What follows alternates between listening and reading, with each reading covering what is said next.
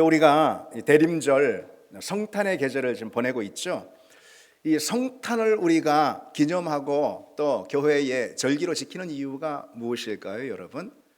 어떤 것보다도 이 성탄의 계절이 우리에게 주는 메시지가 무엇일까? 그것은요, 우리의 왕으로 오신, 이 땅에 참된 왕이시죠. 그 왕으로 오신 주님을 우리가 기념하고 그것에 감사하는 것이죠. 그런데 거기서 끝나는 것이 아니고 왕으로 다시 오실, 귀환하실, 왕으로 다시 오실 그 주님을 대망하고 기다리는 그런 절기가 이 대림절이라고 할 수 있습니다. 대림절은 큰 소망의 절기, 한마디로 말해서 그렇죠? 대림절, 큰 소망의 절기라는 거예요. 주님께서 이미 오셨습니다. 2000년 전에. 그 오신 그 주님을 우리가 축하하고 감사하고 기념합니다. 그 주님이 분명 다시 오실 것이라 약속하셨어요. 그 다시 오실 그 주님을 우리가 대망하는 것, 그것이 이제 바로 이 대림절 성탄의 시즌의 메시지를 할 수가 있습니다. 여러분, 성경은요, 한마디로 말해서 하나님의 시간표라고 할 수 있습니다. 어떤 시간표? 하나님이 역사를 경영하시는 하나님의 역사 경영의 시간표라고 할 수가 있습니다. 하나님은 하나님의 역사를 이 시대 가운데 펼치고 계시는데 그 하나님의 역사는 성경의 이야기로 펼쳐지고 있어요. 우리에게 그렇게 소개되고 있어요. 그러면 성경은 어떻게 하나님의 역사 경영을 우리에게 어떤 이야기로 소개하고 있을까요? 그것은 한마디로요, 여러분 왜 연극을 보면은 막이라는 게 있잖아요. 1막, 2막, 3막, 그렇죠?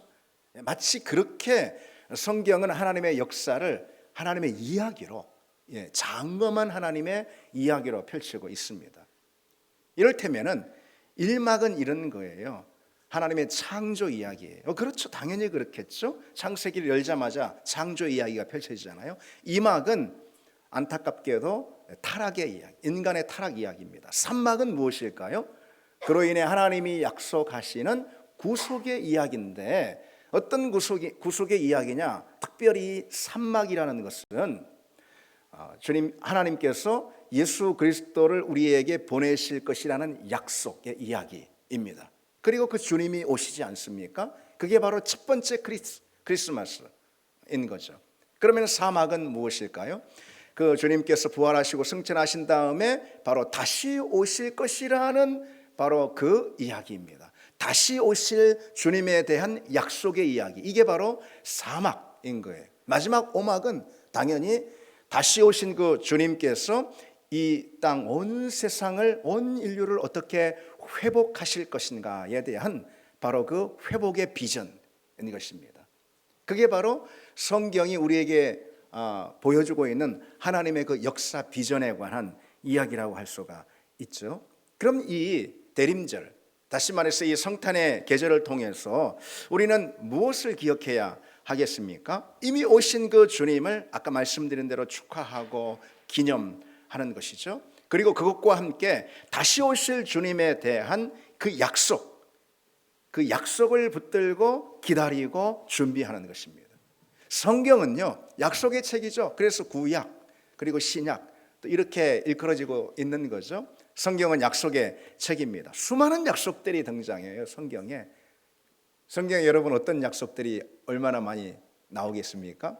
여러분 한번 성경을 이렇게 쭉 읽으시면서 약속의 말씀들에 관해서 주목해 보신 적 있습니까? 엄청 많은 약속들, 예언이라는 방식으로도 약속이 소개되고요, 엄청 많은 약속들이 성경에 기록되어 있습니다.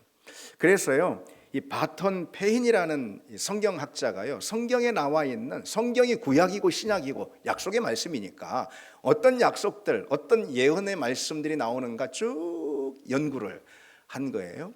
그래서 펴낸 이제 책이 바로 성경 예언 백과사전이라는 책입니다.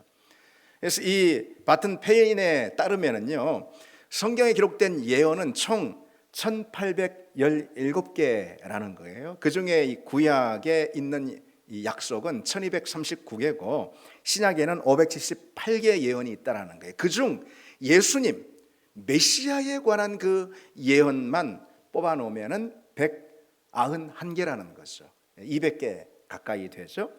어때요 여러분? 성경에 많은 약속들이 있는 거예요. 수많은 약속들이 있어요.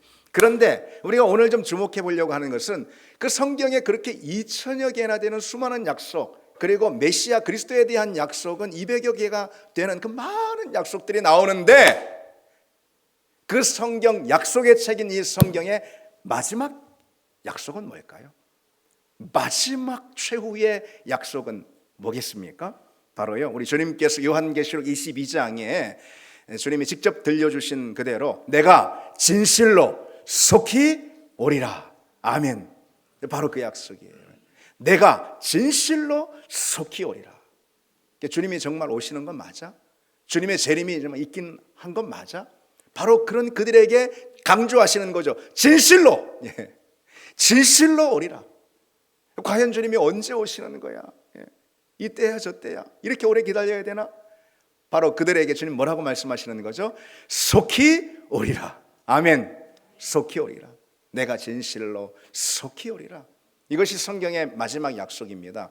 그 마지막 약속에 대한 성도의 응답은, 마땅한 응답은 뭐가 돼야 하겠습니까? 바로 그 다음 절에 나와요. 요한계시록 22장 20절. 아멘 주 예수여 오시옵소서. 아멘 주 예수여 오시옵소서. 성경에 여러분 수많은 기도가 나오지만은, 성경에 수많은 신앙 고백들이 나오지 않습니까? 그 가운데 마지막 있는 신앙 고백, 마지막 있는 소원과 기도가 뭐겠습니까? 계시록 22장에 있는 아멘 주 예수여 오시옵소서. 바로 그거죠. 그게 성경의 맨 마지막에 나오는 성도의 신앙 고백이라는 것입니다. 그러니 여러분, 우리가 이 사실을 통해서 뭘 할 수가 있겠습니까? 오늘 이 시대 주님께서 우리에게 가장 분명하고 확실하게 전해주고 싶어 하시는 주님의 말씀이 무엇일까? 그 알 수가 있는 거예요. 오늘 이 시대 성도들에게 가장 필요한, 가장 중요한 신앙 고백의 내용이 무엇인가 우리는 알 수가 있는 것입니다. 오늘 이 시대 우리 그리스도인들에게, 주님의 자녀들에게 주님께서 하시고자 하는 가장 분명한 말씀이 무엇입니까? 내가 진실로 속히 오리라. 그 말씀인 거예요.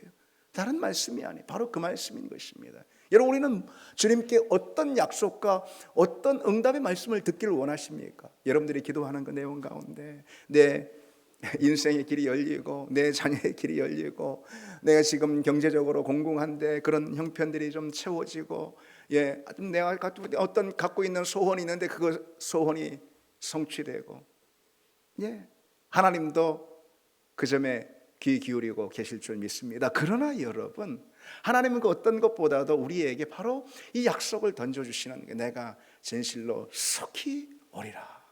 그래서 우리는 어떤 것보다도요, 우리가 하나님 앞에 드릴 가장 중대한 신앙 고백과 그리고 가장 간절한 우리의 기도, 간구가 뭐가 돼야 할까요? 아멘 주 예수여 오시옵소서. 그게 과연 주님의 자녀임을 믿습니다. 주님은 바로 그런 사람들을 부르시고 우리를 그런 사람들로 부르셨다라는 거죠. 여러분, 우리의 가장 간절한 신앙 고백과 기도의 내용이 바로 그것입니까? 여러분 어떠십니까? 아멘 주 예수여 오시옵소서. 주님께서 다시 오실 바로 그날 주님의 재림을 대망하고 소원하는 그런 믿음이 우리 신앙의 자리 가운데 이 중심된 골격이 되기를 바랍니다. 여러분, 초대교회 성도들이 그랬죠. 내가 진실로 속히 오리라. 이 주님의 약속이 초대교회 성도들의 믿음의 뼈대였습니다. 그리고 출발이었어요. 거기서 교회가 출발한 거예요. 다시 말해서 주님께서 당신의 재림을 약속하신 그 약속 있죠. 그 언약 위에 교회가 출발이 된 것입니다. 단언컨대 여러분, 주님의 그 약속의 말씀을 믿지 못했다면, 아니 주님의 그 약속의 말씀이 없었다면, 내가 진실로 속히 오리라라는 그 약속이 없었다면 단언컨대 우리의 신앙은 출발하지도 않았고 교회는 시작되지도 않았다는 것이죠. 우리 신앙이 뭔가 여러분 돌아보기를 원합니다. 그냥 세상의 여러 종교적인 것들에 그냥 우리가 다 혼합이 돼가지고 나의 종교성 이런 거에 혼합이 돼가지고 정말 성경이 말하고 있는 그야말로 기독교 신앙이 무엇인지 우리가 간혹 잃어버릴 때가 있습니다. 놓쳐버릴 때가 있습니다. 여러분, 성경이 우리에게 말해주고 있는 분명한 신앙, 그리스도인의 신앙 고백, 그 핵심이 무엇인지 우리가 다시 한번 이 성탄의 계절에 돌이켜보기를 원합니다. 초대교회 성도들의 신앙 고백은요, 주는 그리스도시다, 여기서 시작해가지고요 항상 아멘 주 예수의 오시옵소서, 여기서 끝났습니다. 주는 그리스도시다, 아멘 주 예수의 오시옵소서, 이렇게 이어졌다라는 거죠. 시작과 끝이. 그래서 여러분, 우리가 함께 고백하고 그리고 심지어 외우기까지 하는 사도신경 있잖아요. 그 사도신경에 여러 신앙 고백이 있는데 중심되게 대부분 차지하는 신앙 고백의 내용은 예수님에 대한 신앙 고백이에요. 그렇죠? 예수님에 대한 신앙 고백이 가장 길게 나옵니다. 그러면은 그 예수 그리스도에 대한 신앙 고백은 어떻게 시작이 됩니까? 우리 주 예수 그리스도를 믿습니다. 그렇죠? 우리 주 예수 그리스도를 믿습니다. 그렇게 시작해가지고요, 예수님에 대한 신앙 고백은 무엇으로 끝나죠? 살아있는 자와 죽은 자를 심판하러 오시리라, 이렇게 끝나지 않습니까? 그렇죠? 그러니까 예수님에 대한 신앙 고백은요, 예수가 우리 주다, 그리스도다, 예수가 나의 주인이고 나의 구원자다, 이렇게 시작했어요. 반드시 무엇으로 끝나냐면요, 그 주님이 오십니다, 심판자로 오십니다, 구원자로 오십니다, 그 주님이 오십니다로 끝난다는 거예요. 여러분, 우리는 어떻습니까? 우리 마음의 중심에 있는 기도, 소원, 그것이 무엇일까요? 가장 중심에 자리하고 있는 소원, 주님이 우리에게 약속한 것이 우리에게도 소원이 되길 바랍니다. 어떠십니까? 주님이 우리에게 약속하신 것이 우리의 기도의 제목이 되기를 바랍니다. 예, 그래야 되겠죠. 그게 그리스도인이죠. 예. 물론 우리가 원하는, 우리가 소원하는 것을 주님은 주시는 분일 수 있습니다. 그러나 여러분, 우리가 원하는 것이 주님이 우리에게 약속한 것이 되기를 바랍니다. 초대교회 성도들이 바로 그런 믿음을 가졌습니다. 그래서 아멘 주 예수의 오시옵소서, 이것을 중심 기도로 삼았습니다. 중심 기도뿐 아니라 이것을 그들은 입에 달고 살았어요. 그래서 서로 인사말이 될 정도, 우리가 샬롬 인사하지 않습니까? 예.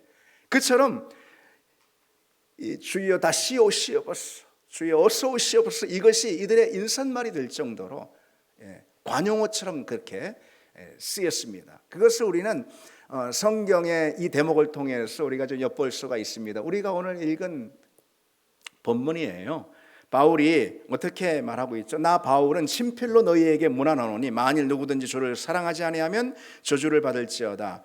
우리 주여 오시옵소서, 이렇게 기록하고 있죠. 나 바울은 친필로 너희에게 문안하노니, 지금 고린도전서가 1장에서 16장까지 쭉 이어지고 있는데 상당히 긴 서신이죠. 그렇죠? 그런데 그 앞에는 대필자가 있었다라는 것을 의미하는 거죠. 사실 이것은 이때 당시의 관습, 관행이었습니다. 대필자를 쓰는 것은. 그리고 또 성경을 통해서 우리가 좀 추측해 볼 수 있는 것은 바울이 시력이 좋지 않았다라는 추측도 해볼 수가 있습니다. 여하튼 뭐 시력이 좋든 좋지 않든 대필자를 쓰는 것은 이때 당시의 관습이었어요. 그래서 바울이 글을 못 써서가 아니고 이 대필자, 이 고린도전서의 대필자는 소스테네라는 바울의 제자, 바울의 동역자였습니다. 그를 통해서 바울이 불러주면 소스테네가 쭉 기록을 했던 건데, 자 이제 그만 여기서 멈춰 하고선 이 마지막 몇 문장을 바울이 친필로 기록을 했다는 거예요. 바로 그 말이에요. 나 바울은 친필로 너희에게 문안하노니, 대필을 멈추고 직접 바울이 펜을 들어서 몇 문장을 씁니다. 그 가운데 핵심적인 문장이 뭘까요? 그 가운데 핵심적인 문장, 주여 어서 오시옵소서, 바로 그 문장인 거예요. 그래 더욱이요, 우리 주여 오시옵소서라는 이 문장은요 사실 아람어로 돼 있어요. 마라나타라는 이 아람어, 마라나타가 우리 주여 오시옵소서라는 그런 표현이거든요. 여기서 우리가 주목할 점이 있는 거죠. 바울은 지금 고린도전서를 헬라어로 쓰고 있어요. 거기 헬라권의 문화거든요. 헬라어로 쓰고 있습니다. 그런데 모든 글은 다 고린도 교회 성도들, 그 헬라어권의 성도들이 읽을 만한 헬라어로 쭉 기록한 다음에 이 문장만큼은 마라나타, 아람어로 기록하고 있습니다. 그건 뭐예요? 그렇게 써도 다 아는 거예요. 다 이해하는 거예요. 여러분, 저 아프리카에 있는 그리스도인이나 유럽에 있는 그리스도인이나 여기 동아시아에 있는 그리스도인이나 누구나 아멘 모르는 사람 있어요? 아멘 하면 아멘이지 다 알지, 그렇죠? 할렐루야 모르는 사람 있습니까? 다 압니다. 그것은 그 나라 사람이나 우리나라 사람이나 예수 믿는 사람이라면은 하나님께 영광을 이것을 할렐루야 이렇게 말합니다. 그렇잖아요. 왜? 마라나타가 바로 그와 같은 관용어였다는 것이죠. 마라나타, 주 예수여 오시옵소서, 주여 어서 오시옵소서. 이것은 이때 당시 성도들이요 마치 인사말처럼 서로 하는, 주고받는 그런 흔한, 모두가 다 하는 그런 익숙한 표현이자 인사말이었다는 것이죠. 초대교회 성도들은 그처럼요 늘 마라나타, 주여 어서 오시옵소서. 사람들 만나 인사할 때도 주여 어서 오시옵소서. 예배 가운데도 주여 어서 오시옵소서. 기도 가운데도 주여 어서 오시옵소서. 늘 이렇게 주님의 다시 오심을 기다리고 대망하며 준비하는 그런 믿음을 가졌습니다. 여러분, 우리 신앙이 바로 그와 같아야 하는 것이죠. 이 신앙의 중요한 뿌리를 우리가 잃어버려서는 안 되는 것입니다. 항상 우리 역시 주여 어서 오시옵소서. 여러분, 여러분의 가정에서도 또 여러분의 자녀들에게도 또 우리 교회 안에서도 주여 어서 오시옵소서. 이것이 우리의 믿음의 제일 중요한 고백이 되기를 바랍니다. 여러분, 이 시대를 살아가는 이 종말의 시대, 이 시대를 살아가는 주님 다시 오심 그 약속 하나밖에 남지 않은 이 시대를 살아가는 오늘 우리에게 가장 중요한 신앙 고백과 기도의 제목이라면 무엇이 있겠습니까? 주님 다시 오시옵소서. 이것 말고 뭐가 있겠습니까? 성경이 우리에게 주는 수많은 약속 가운데 사실 남은 약속은 그거 외에 거의 없습니다. 주님이 마태복음 마지막 장에 내가 너희와 항상 함께 하리라 이런 약속, 그렇죠? 그와 더불어서 내가 이제 속히 오리라. 그 말씀을 붙드는 게 우리 신앙의 제일 중요한 내용이죠. 근데 여러분이 물론 마라나타라는 것은 그냥 무작정 마라나타 마라나타 이렇게 기도한다고 되는 것은 아니죠. 이 마라나타의 기도와 소원은 마라나타의 신앙에 기초해야 하는 거예요. 그럼 마라나타의 신앙은 어떤 것일까요? 오늘 간단하게 우리가 몇 가지만 짚어보겠습니다. 마라나타의 신앙을 갖는 것이 실은 성탄의 메시지라 할 수 있는데, 마라나타의 신앙은 무엇이냐? 첫 번째로 주님의 재림을 강렬하게 대망하는 것입니다. 그냥 말 그 뜻 그대로죠. 주여 어서 오시옵소서가 마라나타니까 그냥 그 뜻 그대로 주의 재림을 강렬하게 대망하는 그런 신앙. 여러분, 우리가 위치한 지금 이 역사적 이 상황, 우리가 위치한 이 역사적 시기는 어느 시기냐? 주님이 이미 오셨지 않습니까? 첫 번째 크리스마스인 거예요. 그거 2000년 전. 그리고 언젠가 주님이 다시 오실 것 아니겠습니까? 약속이 돼 있어요. 그 사이는 바로 이 종말의 시기입니다. 그 사이가 바로 종말의 시기. 우리는 그래서 종말의 때에 살고 있습니다. 이 종말의 때에 우리가 무엇을 기대해야 할까? 다른 것이 아니에요. 주님의 재림, 다시 오심, 그걸 초대하고 환영하고 기대하고 그리고 준비하는 것이죠. 그것의 모든 초점을 맞추는 것입니다. 맞추는 것입니다. 그게 바로 이 종말 의식인 거예요. 성도는요, 종말 의식이 뚜렷해야 하는 것입니다. 그게 초대교회 성도들의 가장 중요한 특징이었습니다. 그래서 늘 마라나타의 신앙을 가지는 거죠. 여러분, 이 믿음이 정말 중요합니다. 주님이 다시 오신다라는 이 재림에 대한 확신이 있잖아요. 우리 주님 다시 오신다. 다시 오셔서 우리 삶을 다 계산하신다. 우리 삶을 다 심판하신다. 모든 인생을. 그 주님 반드시 오신다. 이 믿음을 가질 때 우리가 흔들리지 않는 거예요. 세상 한복판에서 그 세상의 시류에, 세상의 가치와 세상의 논리에 우리가 휩쓸리지 않는 것입니다. 우리 눈에 볼 때는 세상이 훨씬 더 커 보여요. 10배, 100배 커 보이고, 우리 믿음과 교회와 복음은 그것에 비해서 너무 연약해 보입니다. 그럴 때일수록 더더욱 우리는 마라나타 신앙, 더더욱 우리는 주님 재림에 대한 강렬한 소망을 붙들어야 합니다. 그렇지 않으면요, 세상의 시류에 우리 믿음이 금방 쓸려버릴 수가 있어요. 언제 오시나, 오시기는 하나, 이런 막연하고 이런 뿌옇한 믿음을 가져서는 안 된다는 거죠. 그럼 우리 믿음이 쓰러집니다. 여러분, 일제시대, 일제강점기 친일파가 많았어요. 독립운동하는 분들도 있었지만은 친일파도 많이 있었습니다. 그런데 이 친일파가 원래 애초부터 친일파였던 사람들보다도요, 처음에는 애국활동하고 처음에는 심지어 독립운동까지 했던 그런 사람들인데 나중에 그걸 변절이라고 하지 않습니까? 나중에 친일파로 이 변절되는 그런 경우가 적지 않았습니다. 여러분 그 대표적인 독립운동가로 왜 이광수 정도는 여러분 아시지 않습니까?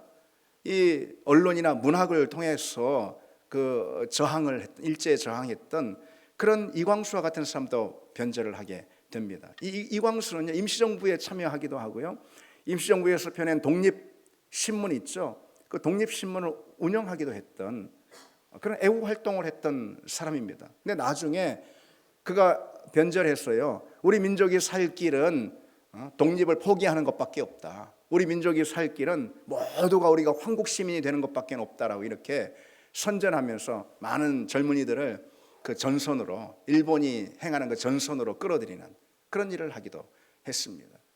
그래서 이광수에게 처음에 그렇게 애국 활동을 하다가 왜 그렇게 변절했느냐라고 물어봤습니다. 나중에 물으니 뭐라고 그가 대답하냐면은 독립이 될 줄은 몰랐다라는 거예요. 일제의 지배가 100년은 더 지속될 것 같았다, 그렇게 답했습니다. 그래서 안타까운 일이죠. 살아생전엔 독립을 마주하지 못할 거라고 여겼어요. 그때 당시 여러분 일본 이 제국 군대가 여러분 몇 명이었는지 아십니까? 700만 명이었어요. 700만 명. 100만 명도, 지금 100만 명 군대 있는 데가 미국하고 중국밖에 없어요. 700만 명이었다니까. 700만 명. 우리나라 계란으로 바위 그 이상인 거예요. 그 어마어마한 군대를 가지고요, 조선을 병탈한 다음에 막 나가는 거예요. 막 너무 잘 나가는 거예요. 그래서 저 만주, 중국까지 침략하지 않습니까? 전쟁에서 이기지 않습니까? 거기 더 나가가지고요, 저 필리핀 그리고 저기 동남아시아까지요, 일본이 다 승승장구 다 점령해 버렸습니다.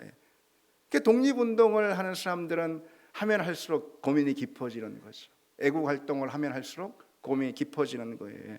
그 고민에 지치는 사람들이 하나 둘씩 변절하기 시작했습니다. 믿음 생활도 사실 마찬가지라는 거예요. 과연 예수님이 오시는 건 맞아? 언제 오시는 건데? 지금 세상을 봐봐. 세상이 얼마나 악이 횡행하고, 의로운 사람들, 믿음의 사람들이 저 모서리 구석탱이에 그냥 있는 것 같고 아무 소리 못 내는 것 같고, 세상이 더 크게 보입니다. 더 이 세상 물결이 거세게 느껴집니다.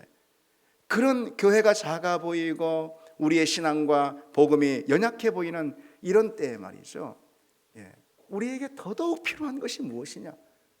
그것은 재림에 대한 강렬한 열망이라는 거죠. 주님 다시 오심에 대한 간절한 소망이라는 거예요.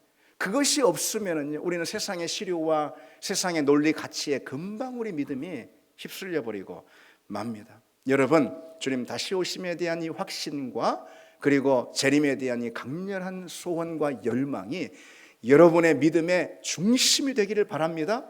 그렇게 기도하시기 바랍니다.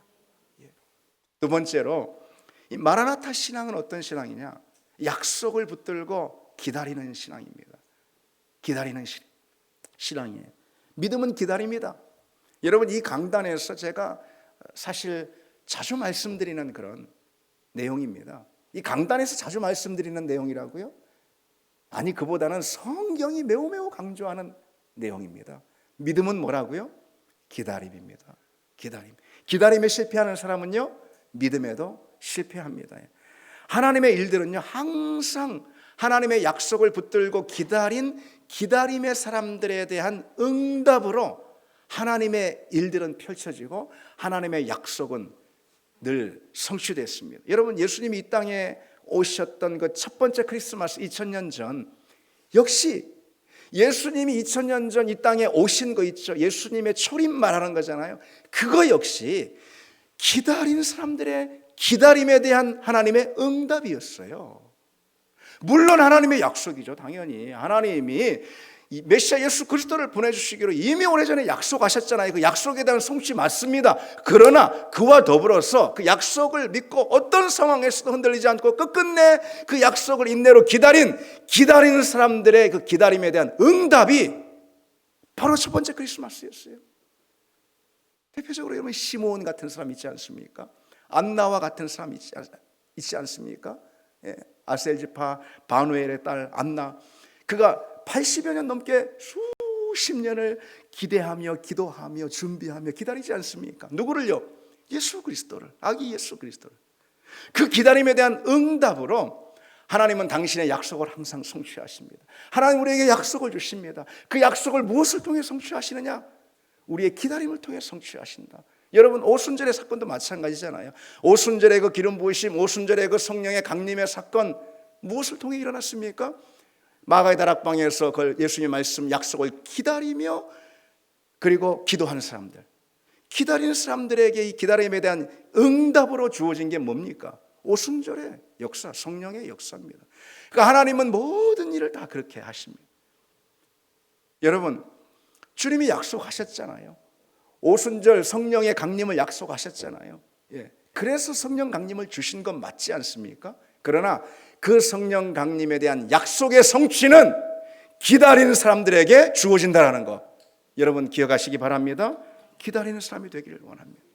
하나님은 누가 기다리는지 기다리는 사람을 주목해 보십니다. 당신의 약속을 주목하며 기다리는 그 사람, 그 기다림의 수를 세워보십니다. 그 기다림의 분량을 세워보십니다. 그 분량이 찰 때 그때가 곧 하나님이 일하시는 때라는 거예요. 그때가 바로 하나님의 약속을 성취하시는 때라는 것입니다. 흔들림 없이 기다리는 믿음을 갖기를 원합니다. 사실 그런데 기다리는 것은 그렇게 쉬운 것은 아닙니다. 다른 것을 맡겨봐라. 다른 것은 내가 할 수 있다. 그런데 기다리라고. 기다리는 것은 사실 쉬운 게 아닙니다.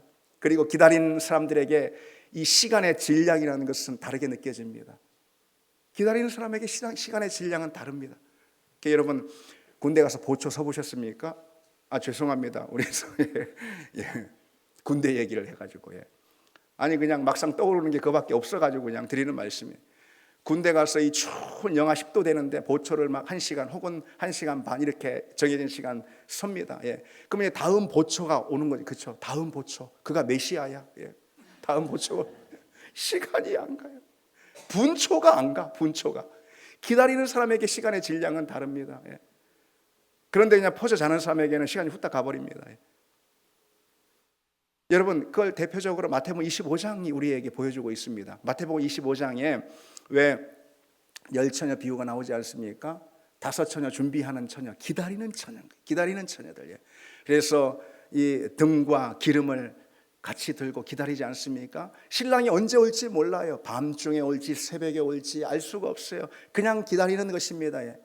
이 기다리는 사람의 심정이 있죠. 시간이 가지 않아요. 시간의 질량이 달라요. 그런데 그 나머지 5처녀 졸고 퍼져 있다가 그냥 일어나지 않습니까? 신랑이 왔다 그러니까 그 졸고 퍼져 있는 시간, 그 시간은 그냥 후딱 가는 거예요. 어느새 지나가 버리는 것입니다. 기다리지 않는 사람에게 이 시간은 그처럼 금방 지나가 버리는 거예요. 재림에 대한 기다림도 여러분 다르지 않습니다. 기다리는 자에게 이 재림은요, 기다리지 않는 자에게 그저 5처녀처럼 졸고 있는 시간에 대해서, 주님 오심에 대해서 집중하지 않는 그 기다리지 않는 자들에게 주님의 오심, 주님의 재림이라는 것은요 정말 도적 같습니다. 도적같이 갑자기 너무 순식간에 닥쳐버리는 거예요. 기다리지 않은 자에게 주님 오심이 그런 거예요. 그러나 기다린 자 있잖아요. 인내를 가지고 끊임없이 어떤 상황이 있든 어떤 파도가 밀려오든 기다리는 사람 있잖아요. 기다리는 사람에게 이 재림이라는 것은 오랜 기다림 끝에 주어지는 감격스러운 선물인 거예요. 여러분, 주님의 재림을 우리가 보게 될 줄 믿습니다. 물론 우리가 먼저 주님 나라 갈 수도 있지만은 주님 약속하신 대로 하나님의 성도들이 주님의 재림을 마주하게 될 것입니다. 주님의 재림을 마주하게 된 바로 그 사람들의 마음과 입장을 한번 떠올려 보시기 바랍니다. 상상해 보시기 바랍니다. 얼마나 감격스러울까요? 내가 이토록 기다렸는데, 이 험한 세상에서 이 믿음을 해치는 이 무수한 장애 가운데서 내가 그토록 기다리고, 그토록 인내하며 기다렸는데 과연 주님이 오셨으면 얼마나 감격스럽겠습니까, 여러분? 주님의 재림을 마주하는 바로 그 순간이 기다린 사람들에게는 주어지는 선물이 그와 같다는 것이죠. 여러분, 우리에게도 주님을 만나는 그 순간이 이와 같은 감격이 되기를 바랍니다. 주님, 내가 주님을 기다렸습니다. 예. 아니, 그래야 하고 주님을 만나야 되지 않겠어요? 우리가 먼저 천국에 가서 주님을 만나든 주님 재림을 통해서 주님을 만나든 우리가 그렇게 주님 만나야 되지 않겠습니까? 주님, 내가 주님을 너무 기다렸습니다. 너무너무 이 시간을, 이 순간을 기다렸습니다. 그래야 하지 않겠습니까? 언제 갑자기 오셨대? 이것은 그 영혼의 구원을 담보할 수가 없는 상태인 거예요. 그것은. 여러분, 우리가 정신을 차리고 깨어서 주님 오심을 기다릴 수 있는 주의 종들 되기를 바랍니다. 마지막 하나, 마라나타 신앙은요, 구원과 은혜의 충만함을 기대하는 그런 신앙이라 할 수 있습니다.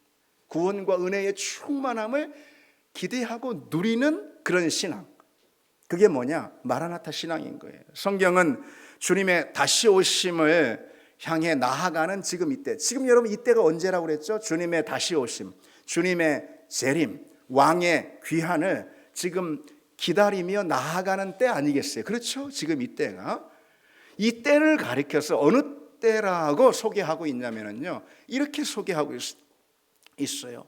고린도후서 6장에 보라, 지금은 은혜 받을 만한 때요, 보라, 지금은 구원의 날이로다. 주님 다시 오심을 대망하고 준비하며 나아가는 이 시기가 바로 구원의 날이고 은혜의 날이라는 거죠. 지금 이 시대는요, 여러분 잊지 마시기 바랍니다. 하나님의 은혜가요 막 폭포수처럼 부어지는 때예요.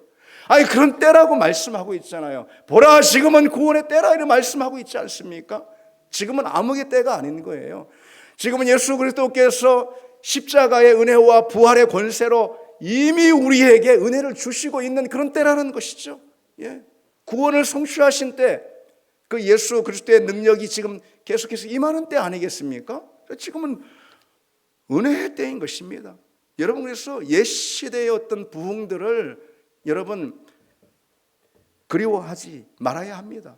뭐 성경에 나오는 그 옛 시대의 구원 있잖아요, 그 은혜 있잖아요, 그보다 더 놀랍고 부요한 그런 은혜가 지금 부어지는 때라는 거죠. 구원의 역사 역시 놀랍게 펼쳐지는, 하나님의 구원의 역사를 놀랍게 위대하게 펼쳐가는 시대가 바로 지금이라는 거예요.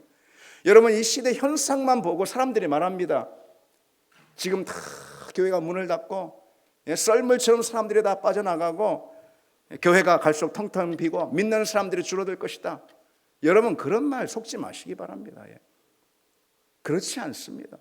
아니, 지금 구원의 때라고 성경이 말씀하고 있지 않습니까? 그래서 우리가 우리 시선에 비치는 것들 보고 판단하는 것이 아니라는 것이죠. 성경이 우리에게 주신 말씀대로 우리는 봐야 하죠. 물론 이 시대는 악이 광영하고 이 시대는 어둠의 권세가 판을 치는 그런 시대 맞습니다. 그런데 그와 더불어서 한편에서는 하나님의 거대한 구원의 역사들, 하나님의 위대한 구원의 행렬들이 펼쳐지는 바로 그 시대라는 것이죠. 지금은 구원의 때라. 지금은 구원의 때입니다. 수많은 영혼들을 하나님이 영적으로 추수하시는, 그래서 그들을 복음의 자리로 인도하는, 그것이 우리 주변이든 아니면은 뭐 열방 만방의 백성들이든 하나님의 자녀로 끌어모으시는, 거룩한 성전 예루살렘으로 끌어모으시는 바로 그런 위대한 구원의 날이라는 것이죠. 지금은 은혜의 때라는 거예요. 예배의 은혜, 여러분 옛 시대의 예배의 은혜 그리워하지 마시기 바랍니다. 그거 부러워하지 마시기 바랍니다. 지금 예배의 은혜가 더욱더 강력하게 부어지고요, 기도의 은혜, 오순절, 2000년 전 오순절 그 마가의 다락방, 여러분 그거 부러워하지 마시기 바랍니다. 더욱더 놀랍게 그 성령의 은혜와 기도의 은혜가 부어지는 때가 바로 지금인 줄 믿습니다. 그것을 믿는 자가 그 은혜를 누리게 될 것입니다. 여러분, 출애굽 시대를 한번 보시기 바랍니다. 어마어마한 구원의 역사가 펼쳐졌잖아요. 홍해가 갈라지고 반석에서 물이 터져 나오고 구름기둥, 불기둥이 저 앞에 있고, 뭐 어마어마한 참, 그 시절 하나님은 그런 식으로 하나님의 구원의 역사를 펼쳐가셨는가? 여러분, 지금은 더 놀라운 십자가의 그 은혜와 부활의 권세가 우리에게 부어지는 구원의 때임을 믿습니다. 여러분, 오순절, 사도행전 2장 오순절의 역사, 성령이 강력하게 부어지고 방언으로 말하고 사람들이 춤을 추며 복음을 전하는 그 성령의 시대, 지금이야말로 하나님이 더 강력하게 펼쳐가시는 성령의 시대임을 믿습니다. 정말 그런가라고? 여러분 묻지 마시기 바랍니다. 여러분들이 마라나타의 신앙을 가지면은 하나님이 부르시는 바로 그 자리로 여러분들이 초대될 줄 믿습니다. 이제 말씀 맺겠습니다. 여러분, 성탄의 계절인 지금 주님이 우리에게 가장 들려주시고자 하시는 말씀이 뭐라고요? 내가 진실로 속히 오리라. 그에 대한 우리의 마땅한 신앙 고백이 뭐라고요? 아멘. 주 예수여 오시옵소서. 우리 같이 찬양하고 기도하겠습니다.